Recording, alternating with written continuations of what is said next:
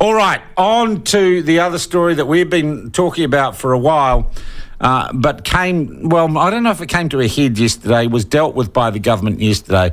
Our $1 million a year funding to the United Nations Recovery Works Agency, which is this unique United Nations agency set up solely for the purpose of providing, or the supposed purpose of providing aid to Palestinians.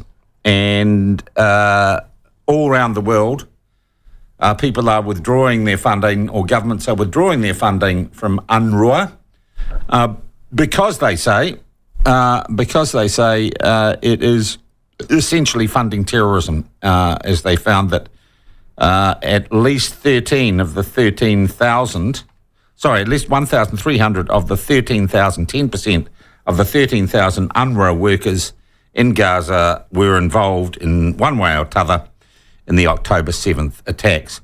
Our government has now said, or Luxon has said, we are not going to release the $1 million that we pay them a year until we're totally satisfied that it's not being used for terrorism. And it would appear at this stage that we're not totally satisfied with that. Well, what's the response to that from New Zealand's, what am I going to call it? Jewish community, Israeli community, the Israeli, I always get this wrong, Council, is that right? Council, David Cumin? Sean, good morning. The Israel Institute of New Zealand. Institute of New Zealand. David Cumin joins us again. Now, David, we spoke about this earlier in the week. You were keen that New Zealand joined this pause, this boycott of UNRWA in terms of funding. And look, have we actually done that, or is the government sitting on the fence here? I think the government's actually sitting on the fence. Winston Peters said that it wasn't actually a suspension of funding. I think there's a lot of, unfortunately, politics speak and weasel words going on. What seems to be the case is that our $1 million that's due to go over in June this year is going to be assessed before it goes over, as usually happens. So I don't think this is anything out of the ordinary. But the good thing, at least, is that our government is signalling that they don't like what they're hearing about UNRWA. And the real question, I think, is are they going to be satisfied with the UNRWA response to the 12 people that were found to be active participants in the October 7 massacre, or are they going to look at not just the tip of the iceberg? Is this government going to take seriously all of the concerns that have been raised for decades about this organisation? Yeah. Or are we going to be continuing to fund the hate? Yeah, and this will come as no surprise to you. As I mentioned the other day, you have talked to me about this issue for quite some time.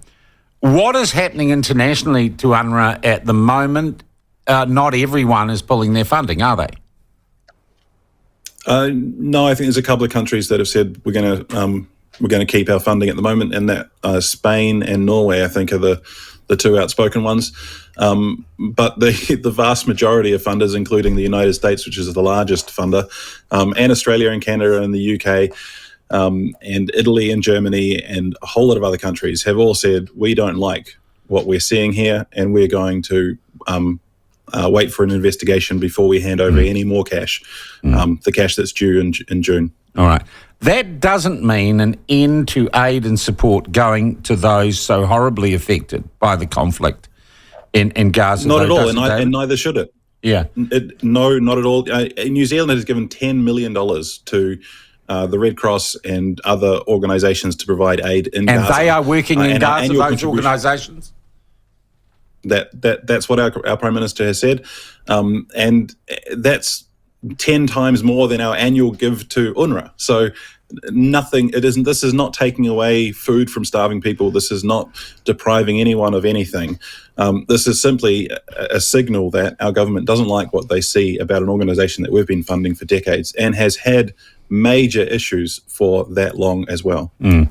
So, actually, if we wanted to assuage our conscience on this, we could just reassign that $1 million to the International Red Cross.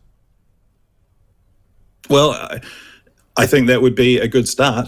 I think that the better thing to do would be to say, actually, you know what? It's ridiculous that there's one group of people in the world who have a UN agency set up to provide their services, education, housing, food, business, all sorts of services. Why don't we transfer that to the UNHCR that takes care of every single other person in the world that needs services? Yeah, that would seem the right thing to do to me. But I'll tell you, in New Zealand, the most vocal supporter of UNRWA has been Helen Clark, former head of UNHCR. Well, for 8 years, the head of UNRWA reported to her. So she's complicit in this. So there's no surprise that she's fighting for the organisation, because she's fighting for her reputation too. For 8 years, she knew that the organisation that reported to her was teaching kids to glorify the murder of Jews in classrooms. She knew that Hamas terrorists were building tunnels and using the facilities for terror. So for 8 years, or if she didn't know, she's incompetent. And so for 8 years, she's been complicit in this. She hasn't been recently, thankfully, but she's fighting for her reputation. It should be no surprise. I just want to clarify this, David. Are you telling me that former New Zealand Prime Minister Helen Clark, if she is not a complete idiot and naive, was willingly involved in the funding of an organisation that supported terrorism? Of course. Not only involved in funding it, I think that I don't know how much she knew when she was Prime Minister or Foreign Minister, but she, not just funding it, she was involved in running it. The head of UNRWA reported to Helen Clark at the United Nations. Does that make Helen Clark, by proxy, a terrorist? No, I think that's a bit of a stretch. I don't think she was a member of a terrorist organisation, but she certainly was involved in aiding terror by not doing anything about the tunnels that are built under UNRWA facilities, or, most importantly, in my opinion, the education that are given to the people in Gaza and the West Bank and in other places that teaches them to glorify the murder of Jews. There are lessons in classrooms that are akin to glorifying the Christchurch terror attacks. Yeah. Well, she says the withdrawal of these funds is unconscionable. David, then why did she do nothing for 8 years?